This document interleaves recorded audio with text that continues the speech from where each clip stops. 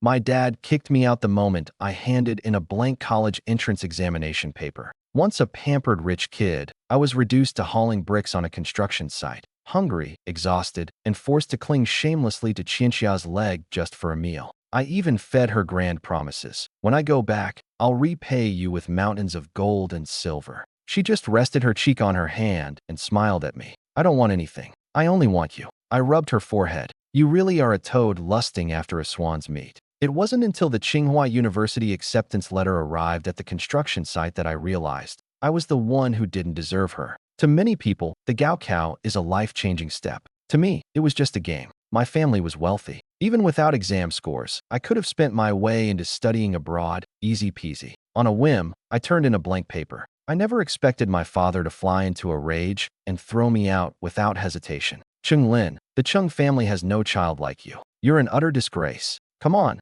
Dad, it's nothing money can't fix. Don't be angry. You've been spoiled your whole life. You won't know how to cherish anything unless you taste some real hardship. And just like that, I was swept out the door. Is life outside really that hard? I wandered into a supermarket, picked out a pile of snacks, ready for a feast. At checkout, I realized every single bank card had been frozen. The cashier folded her arms across her chest, looking down her nose at me. Hurry up, there's a long line behind you. I glanced back. Everyone was staring at me impatiently. All I could do was laugh awkwardly. Sorry, I don't need any of these. For the first time, I felt humiliated. The moment I stepped outside, I called my father, demanding answers. Old Chung, are you seriously this heartless? You froze all my cards? What am I supposed to eat? His voice came through cold, detached. You have hands and feet. Figure it out yourself. Then he hung up. No chance for argument. Fine. The old man was playing for real. Did I need him to survive? No way. I'd rather beg on the streets than crawl back and admit defeat. Fresh out of high school, with no diploma and no experience, job hunting was a disaster.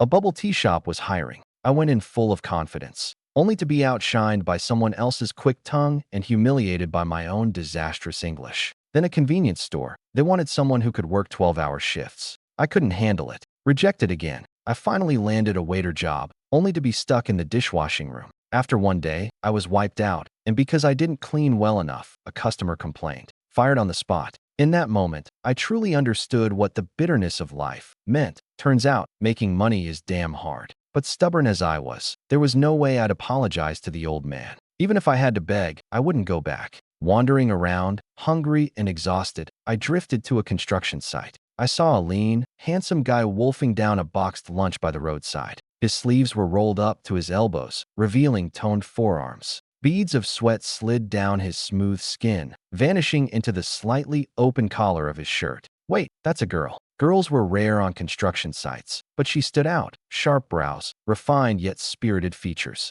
She didn't look ordinary at all. Was it really that good? I crouched by the road, watching her eat, swallowing my own saliva. She stopped mid-bite and looked up at me, her sunburned cheeks turning even redder. You want some too? I nodded vigorously, as if she were my savior. She laughed, stood up, and as she did, I noticed her loose work pants had a tear in the back pocket. Peeking through was a pair of Sailor Moon patterned underwear. I burst out laughing. Damn, that's actually kind of cute. She bought another boxed lunch from the food cart, then turned back to me, still grinning. What are you laughing at? Yeah, Sailor Moon, your butt's showing. She whipped around, blushing furiously to the tips of her ears. Probably got snagged on some wire while moving bricks earlier. She hurriedly handed me the lunch, then tied her shirt around her waist. Was I allowed to see that? I stood frozen, lunch in hand. She was only wearing a tight white tank top now, her chest rising softly, her stomach flat and firm, not an ounce of excess fat. I swallowed hard and sat down next to her. Forget pride. I shoveled food into my mouth.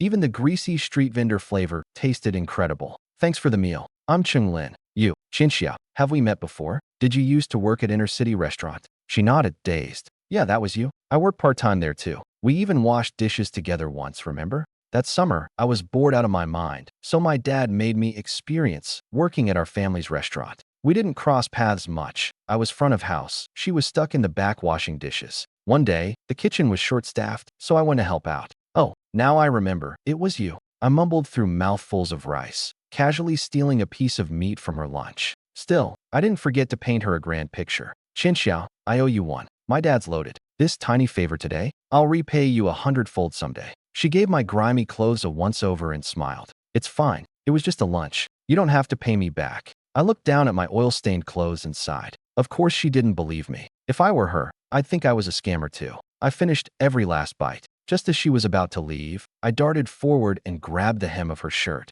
Hey, can I stick with you? I've got nowhere to go. She clearly hadn't expected that. The place I'm staying isn't great. I don't care. Come on, we know each other. You're so kind. You wouldn't just leave me on the streets, right?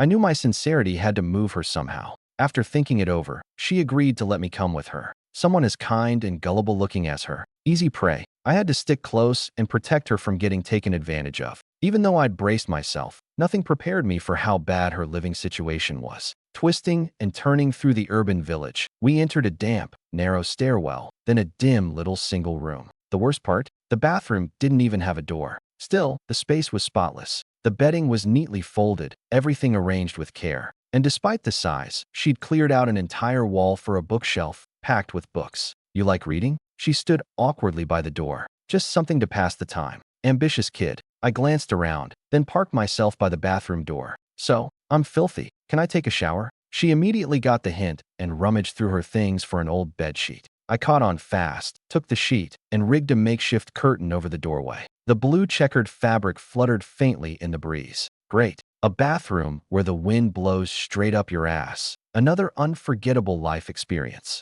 Chinchia, do you have any clean clothes I could borrow? Something bigger. She handed me a t-shirt. This one's new. I bought it a size up and never wore it. Underwear. Got any new pairs? The second I asked, I wanted to slap myself. If they're new, I can wear them. Of course. She blushed again. I'll go buy some downstairs. Then she came back with a pack of high-waisted briefs. In a very small size. Fantastic. Whatever. I'd make do. No water heater. I poked my head out from behind the curtain. I'm starting to hate how much I talk. Chinchia set down her book and smiled, a little embarrassed. I usually just use cold water. If you want hot, I'll boil some. How long would that take? I was already missing my massive bathtub at home. Taking a shower with a kettle, another first. She brought over a red plastic bucket and poured steaming water into it, jug after jug. I stayed inside, washing my hair. Not enough water, just for my hair. I wash it 5 times.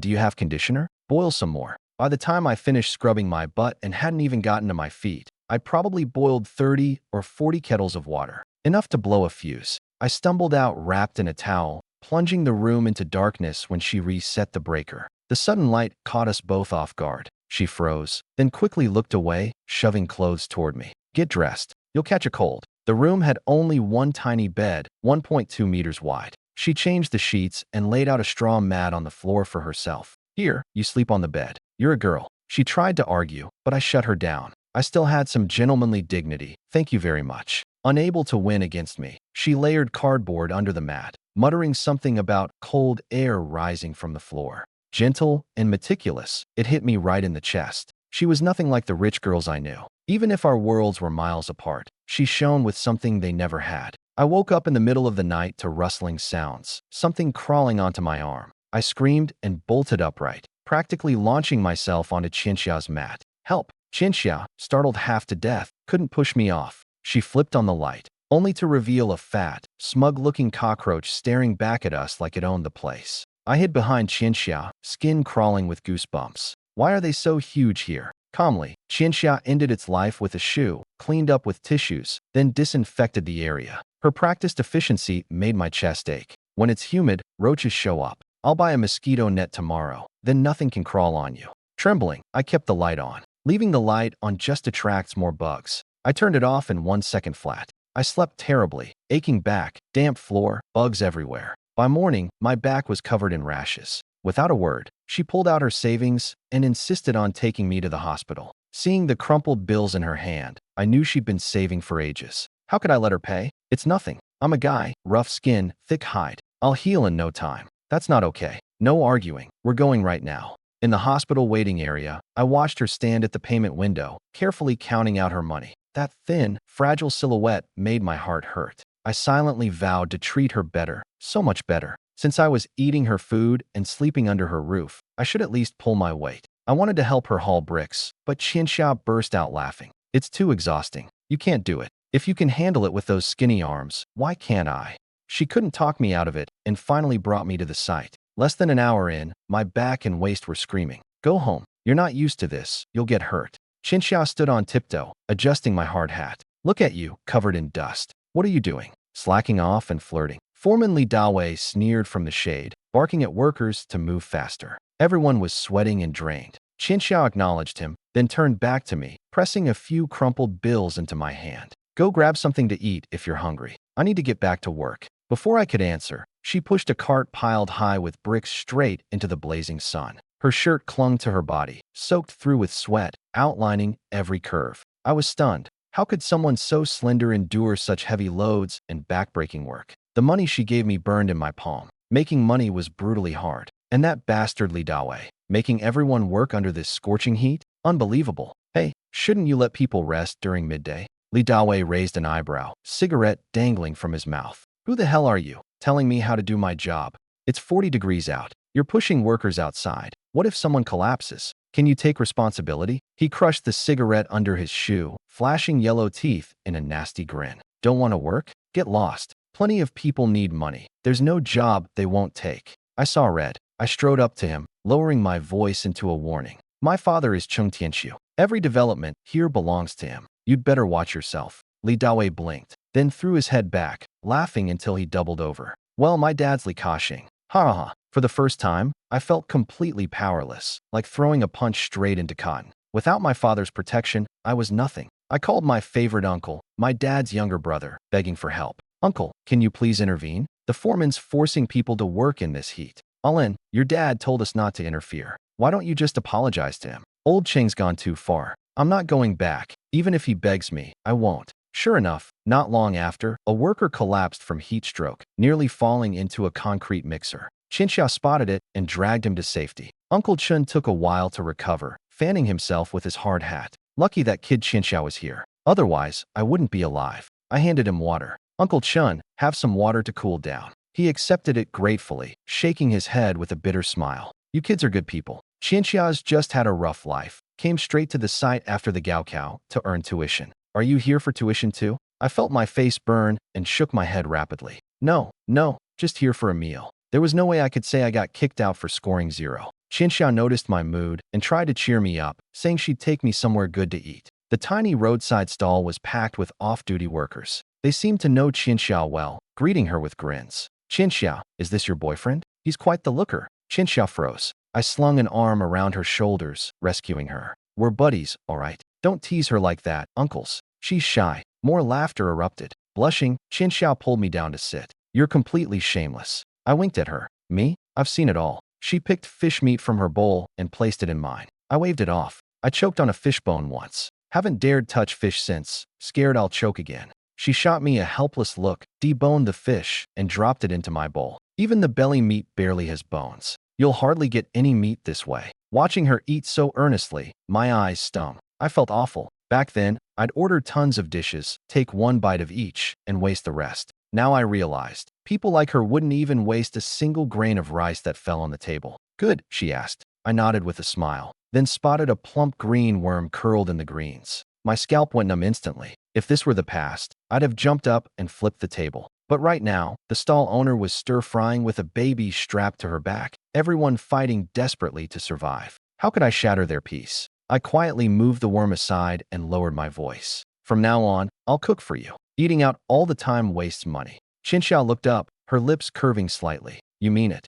Cross my heart. I had no idea where I got the nerve to promise Qian Xiao I'd cook. Before this, I'd barely set foot in a kitchen. I learned to budget, to haggle, to make every yuan stretch. Every time I spent money, I thought of how hard Qian Xiao worked for it. My cooking was mediocre, but Qian Xiao wasn't picky. She ate whatever I made. She wouldn't spend money on new pants, so I sewed up the hole in her work trousers. She teased me about my terrible stitching, but wore them constantly anyway. To ease her burden, I practiced cooking obsessively, then started selling boxed lunches at the site just to cover our daily expenses. Bit by bit, it felt like we were relying on each other to survive. I'd been raised like a prince, trained to take favors for granted. But seeing Qian Xiao wash my sheets, arrange our tiny space with care, my chest would tighten, warm, and aching all at once. Especially when I saw her counting coins to get by, yet still buying us a secondhand air conditioner. Stop wasting money. I have to. No AC in this heat. You keep kicking off the blanket and catching colds.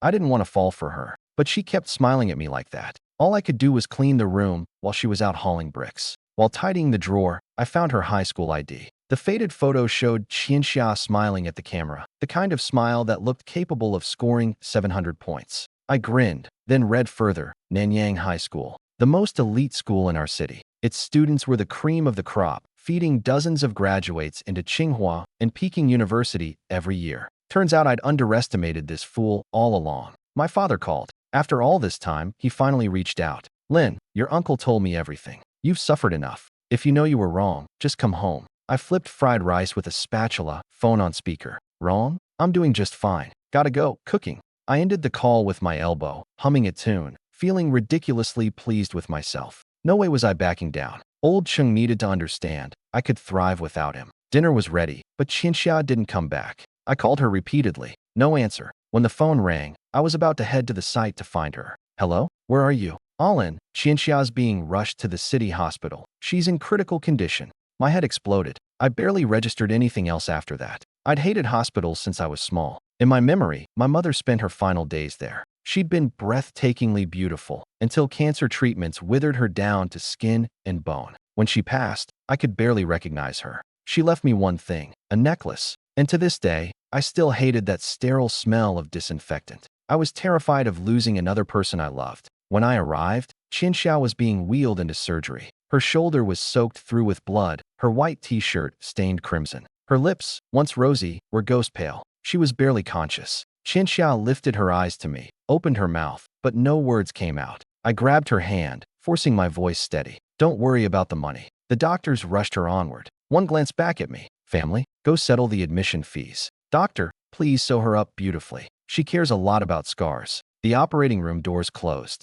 Several workers stood outside, tense with worry. Uncle Chen approached, gripping my arm. Alin, don't panic. Qianxia will be fine. What happened? She was fine this morning. Uncle Chen slapped himself twice, hard. It's my fault. If I hadn't climbed that scaffolding, Qianxia wouldn't have been crushed by the steel rod while saving me. Uncle Chen, stop. I sighed, holding his hand. My heart ached for him, but I pitied the old man too. Uncle Chen pulled out a stack of neatly folded bills, trembling as he held them out. Take this. If it's not enough, I'll scrape more together. The other workers gathered around, each pulling out what they had and pressing it into my hands. I stood frozen. These people risked their lives for pennies, yet gave everything without hesitation. Raw, honest kindness. Meanwhile, in my father's world, people smiled sweetly to his face while stabbing each other in the back. Fake pleasantries, hidden agendas. Thank you, everyone, but I can't take your money. I'll figure something out. This was their blood-earned cash. I couldn't take it. I took out the necklace my mother left me. I was going to pawn it.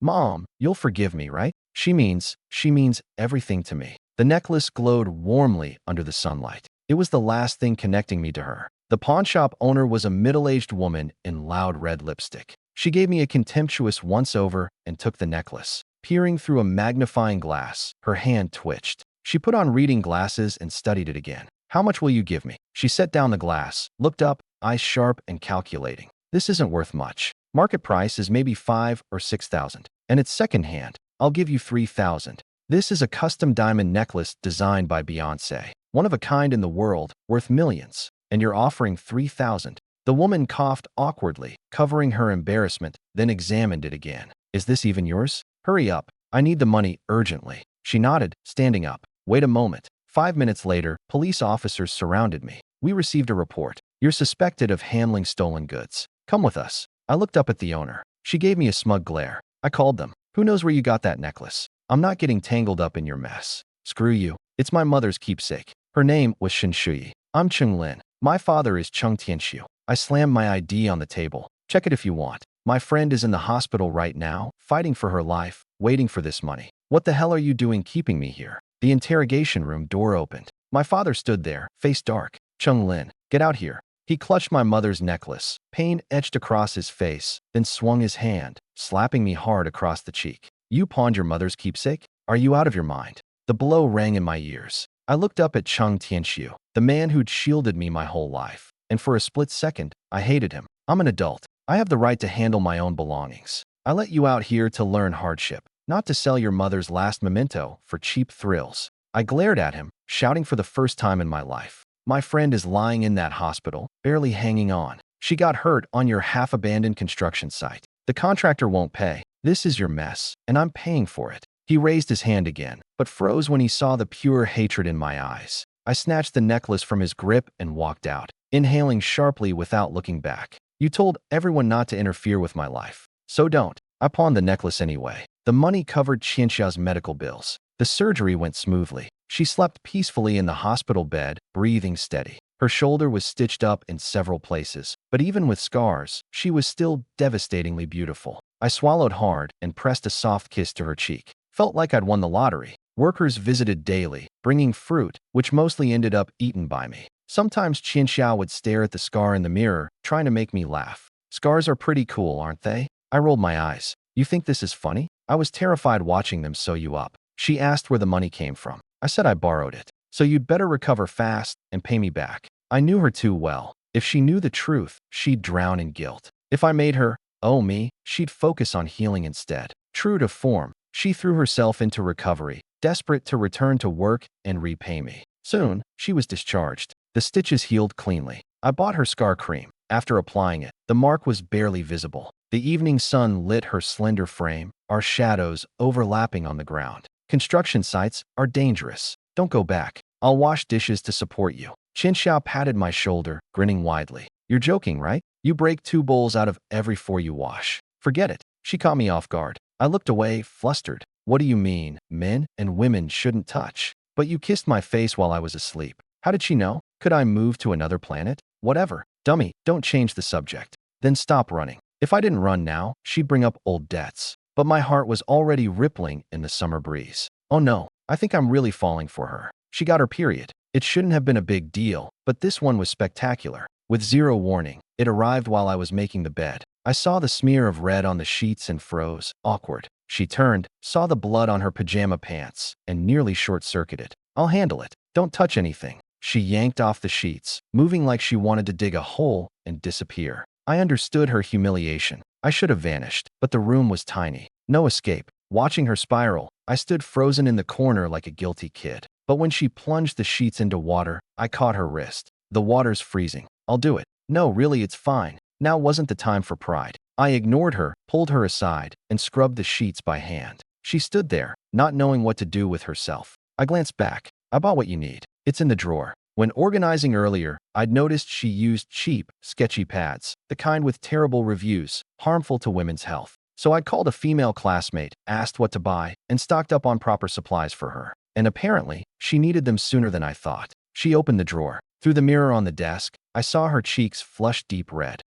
This dummy must be praising me in her head. Finally realizing I'm a thoughtful, warm-hearted guy, huh? Seeing her speechless, I finished washing and sat beside her. What? Did I buy the wrong kind? No, not at all. She waved her hands frantically, unable to meet my intense gaze. I defaulted to my usual tactic, painting grand pictures to hide my feelings. You've been so good to me. Doing something small in return is the least I can do. Once I get my rich kid status back, I'll repay you 100 times over. She just rested her cheek on her hand, smiling at me. I don't want anything. I only want you. I ruffled her hair. You really are a toad lusting after a swan's meat. She didn't reply. Hands on her hips, she huffed. God, her puffed up, annoyed face was adorable. My smile faltered. I swallowed hard, then pulled her into my arms. Qianxia, I like you. In that instant, fireworks detonated in my world. My head was spinning. My heart hammered so hard I could barely breathe. Flustered, she buried her face against my chest. Why confess so suddenly? I held her tighter, greedily breathing in the sweet warmth of her neck.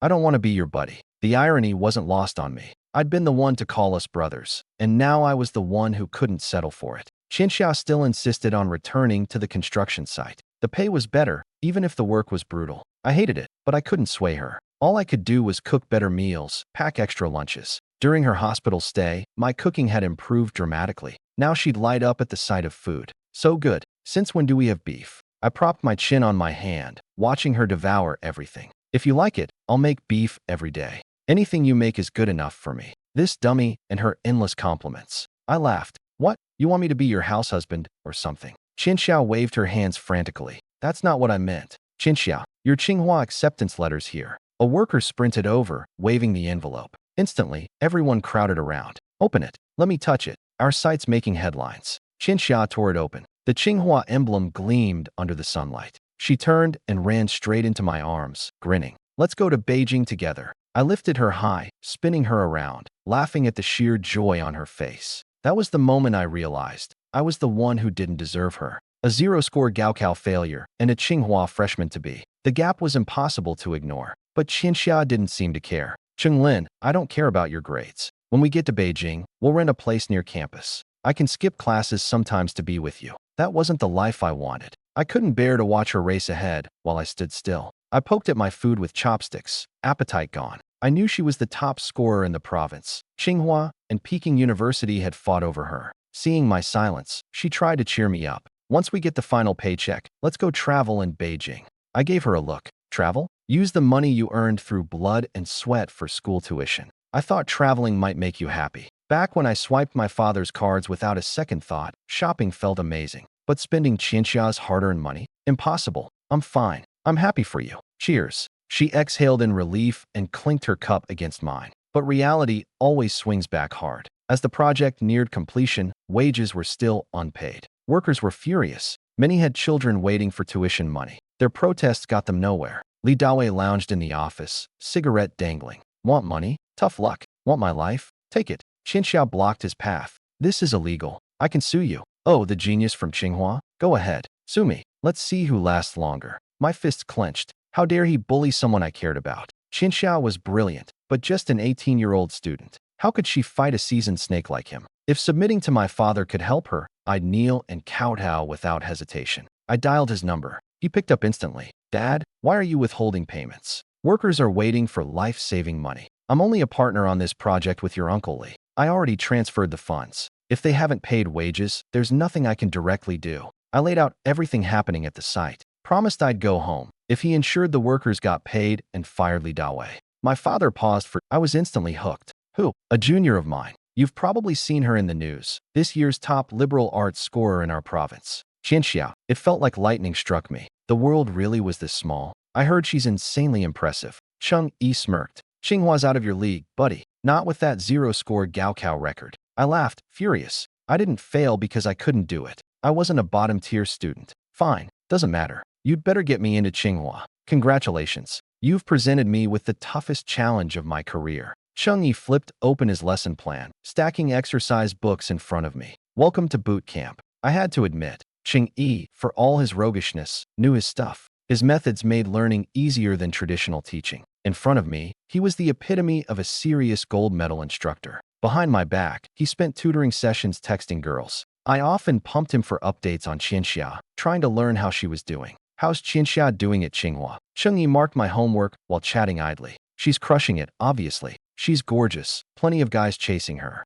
My chest tightened abruptly. I rested my chin on my hand, staring out the window. Does she have a boyfriend yet? She just got dumped, actually. Ha ha. Cheng Yi laughed so hard he could barely speak. I froze. That funny? Who could dump her? Apparently her first love hurt her pretty badly. She's stubborn. I told her to date around in college. Forget the past. She refused. She still hung up on him. Must have been some looker. Didn't realize she'd found a boyfriend so fast at college. The guy who dumped her, he must be exceptional, right? She didn't say much. Probably handsome. I heard he was a dishwasher. Water I'd just drunk nearly sprayed out of my mouth. Cheng Yi quickly handed me tissues. You think it's ridiculous too, huh? I told her. Why would she ever fall for a dishwasher? Studying fried her brain. So, after all this time, I was the one who hurt her that badly? I didn't know why, but I felt relieved. Not because she got dumped, but because I knew I still mattered that much to her. What do you know? You playboy, don't go corrupting her. I protested indignantly. Cheng Yi didn't care. You shouldn't hang yourself on one tree.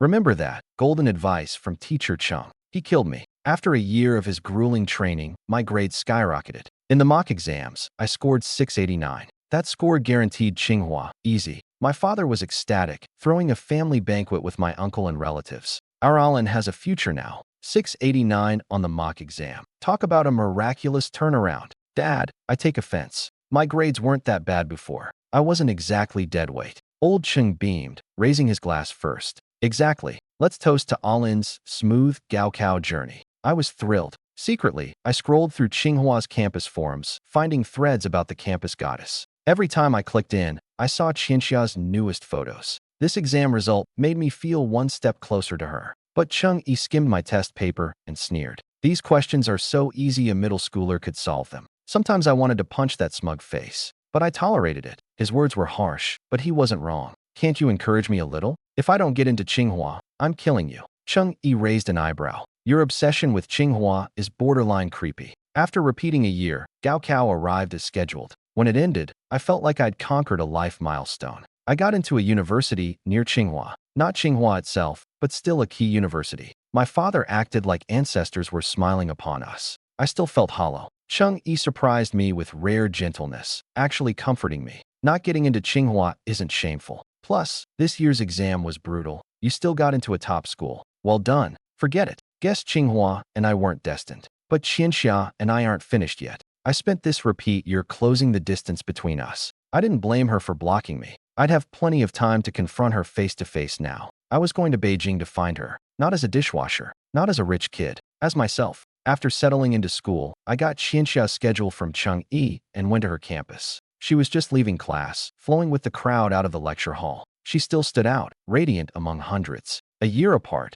her hair was longer, her skin paler, probably from spending too much time in the library. Guys passing by couldn't help glancing back, whispering, "That's her, Qianxia, our department goddess. Gorgeous, but such a shame she's poor." Poor? Like your family's richer than mine. I'd been enjoying the praise, until that comment set me on fire. Nobody gets to look down on my Qianxia. Those guys scrambled away like I was insane. I walked toward Qianxia. The closer I got, the harder my heart pounded. I'd imagined countless reunion scenarios. None prepared me for her turning and walking away the second she saw me. I stood frozen, watching her pause, then turn back and stride toward me. Without a word, she dragged me to an empty flower bed, arms crossed, looking up at me. Thought you were studying abroad? Since when did she have this much presence? She used to be such a dummy. I coughed lightly, looking down. Changed my mind later. So men's words can't be trusted. Say one thing, do another. Seeing my silence, she pressed on. Then why are you here today? Now we were getting somewhere. I grinned at her, baring my teeth. I got into a school near yours. We can see each other all the time now. She gave me a frosty look. Who wants to see you? You left without a word. Then show up whenever you feel like it. Still angry, huh? A whole year. Would she even forgive me? I tugged her hand, aggrieved. Stop being mad. I'll make it up to you. Huh? No thanks. My heart sank. Was I really in for a long, painful chase? I had no choice but to call in reinforcements. I confessed to Cheng Yi. I'm that ungrateful ex-boyfriend of Qianxia's. Do you want your buddy to be happy? Do you want your student to be happy? Please, Cheng Yi, help me. Cheng Yi relished the gossip, amazed by my story. So you really did haul bricks on a construction site? Irrelevant. Focus. So will you help? Starting today, you're my intel agent. Report Qianxia's schedule and updates daily. I don't have that kind of free time. I'll triple your hourly rate. Deal. I'll send you her schedule for this week right now. She liked planning everything. With Cheng Yi as my cheat code, I showed up like clockwork along her route after class, bringing fruit, snacks, bags of food pressed into her hands. Qianxia's fatal flaw? She was cold on the surface, but soft-hearted underneath. She couldn't bring herself to humiliate me publicly. She always took the items, then hissed at me under her breath. Don't come again. Believe me, I'll throw your stuff away. I arched an eyebrow, perfectly calm. You have the right to dispose of your own property, but I don't believe you're that cruel. She was powerless against me. Her classmates all knew I existed. Every appearance sparked teasing. Except one guy. His gaze was unfriendly. From Cheng Yi, I learned he was in Qianxia's research group, often working on projects together. His name was Xiao Wei, fairly handsome, the typical sunny campus prince type. I'd seen his photo on Tsinghua's forum, Campus Heartthrobs, thread. But in person, he wasn't as bright and cheerful as his photos suggested. I was waiting downstairs for Qianxia when Xiao Wei spotted me first, sneering. Can't you tell she doesn't like you? Stalking her like this, don't you have any shame? I nearly cursed him out, but maintained basic civility. Whether she likes me or not isn't your business. He stretched his mouth into a mocking grin. You're not the first guy chasing Qianxia, but no one's ever gotten close to her heart. I'm telling you to give up so you don't embarrass yourself. I can see right through your manipulative act. Don't play games with me. What are you so smug about? Qianxia walked out of the lecture hall, catching us mid-confrontation. What are you two doing? Honestly, I'd always vented my temper freely. If Qianxia hadn't shown up, I would have torn into him right then. Xiao Wei instantly switched back to his sunny, mild persona, claiming I was slandering him. I was about to fire back when Qianxia said flatly, he's not like that. In that instant, all my anger evaporated. Enough. I hadn't misjudged her. Xiao Wei pointed at me, agitated. Qianxia, if you don't like him, just say so. Stop letting him disrupt your studies. I looked up at her. Would she really humiliate me in public? But she was still the Qianxia I knew. Her gaze swept over my flushed, furious face. Something flickered in her eyes, something like concern. Then she turned to Xiao Wei. Xiao Wei, I like him. A year later, fireworks exploded in my head again. Except this time, it was 100 times more intense. A Gatling gun, a galaxy of sparks. Suddenly, the whole world looked pink. Even the guy I'd been jealous of seemed tolerable. Truthfully, seeing Xiao Wei's deflated expression was deeply satisfying. Even when Qianxia pretended to be cold, she still stood by me when I was challenged. I slung an arm around Qianxia's shoulders, sneaking a glance at her. So you do care, huh? Admit it. Qianxia sighed. It's late. Go back to your school. I'm scared of the dark. Walk me back. On the bus, I leaned against Qianxia. She didn't push me away, but stubborn as ever, she stared out the window. I sighed, poking her cheek. Still mad, she turned to me, eyes like starlit skies. Now that you're in Beijing, when are you leaving this time? I'm not leaving. Wherever you go, I go. Was I imagining it? Or did her lips curve up, only for her to turn and hide her smile in the window reflection? She didn't realize, through the glass, I could see her grin stretching almost to her ears. Still a dummy. I decided not to expose her. Exhausted from running between campuses, I dozed off on her shoulder without realizing it. The bus reached my stop. She nudged me awake gently. I wiped drool from my chin, following her off the bus in a daze. Seeing the huge drool stain on her shirt, I died of secondhand embarrassment.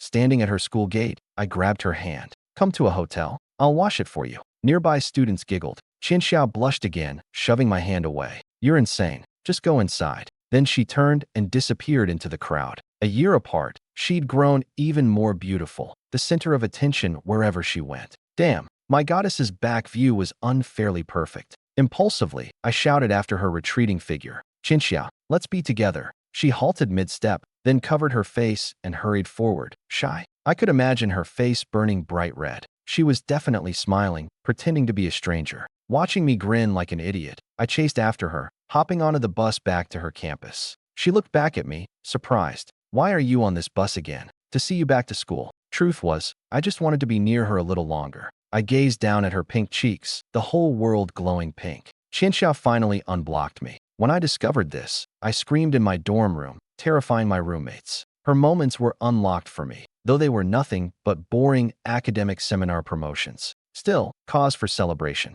I immediately messaged her. What are you up to? Can you come watch my basketball game tomorrow? Busy. Time for the ultimate weapon. Please, Qianxia pretty please come cheer for me. I'll buy you so much delicious food. She didn't refuse. Early the next morning, I styled my hair perfectly, changed into my new jersey, checking myself in the mirror over and over. I had to be the hottest player on the court. She arrived, lugging a huge box of sports drinks and clean towels for me and my teammates. Had to admit, she was thoughtful. My teammates teased me mercilessly. That girl's great. Ask her if she has a boyfriend. Am I in the running? Am I in the running? I answered for her. You're not. After changing, I saw Qianxia and my heartbeat skipped. I dragged her to a corner. Who said you could wear a skirt that short? Who allowed you to look this good? Only I get to see it. What gives them the right? She glanced down at her miniskirt. I thought it was fine. I unzipped my bag, pulling out my track jacket. Go change into this. She sighed, looking at me, then let out a small laugh. Since when did you get so domineering? I circled her in my arms. I don't care.